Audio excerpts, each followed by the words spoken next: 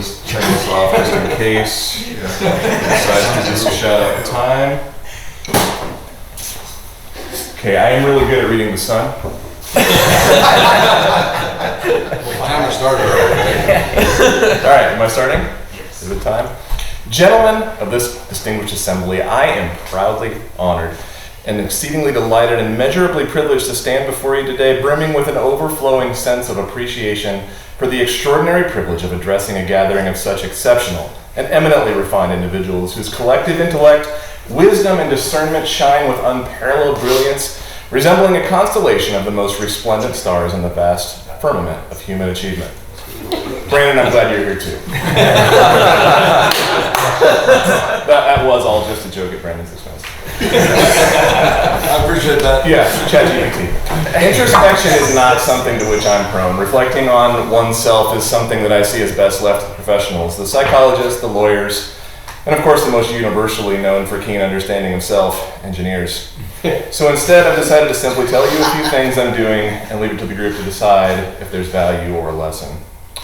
For the bulk of my married life, we lived in a very small town. The reasons for this were multiple: proximity to family, work, but mostly just being misguided and I think rather wasteful.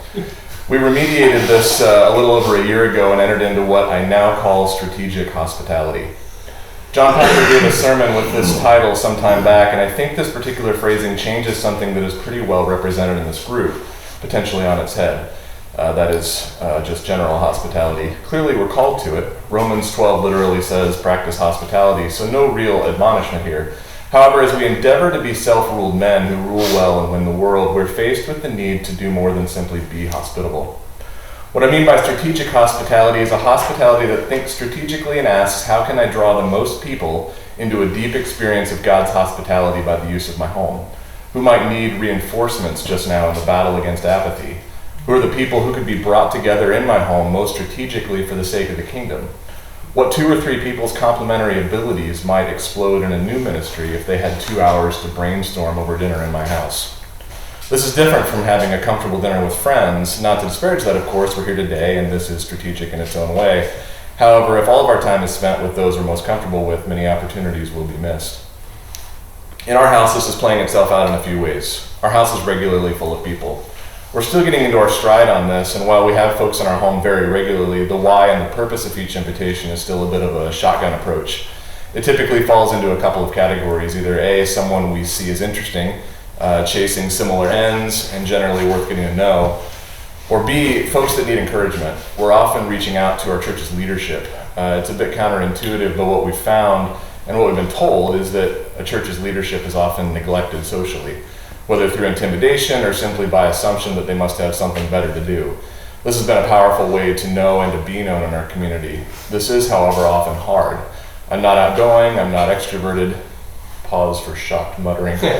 I enjoy people, but on my terms. That said, I've been able to build relationships with people very different from me by forcing these circumstances. Secondly, we encourage our children to do the same. A massive driver of our move was to set ourselves up as the house for our children and their friends.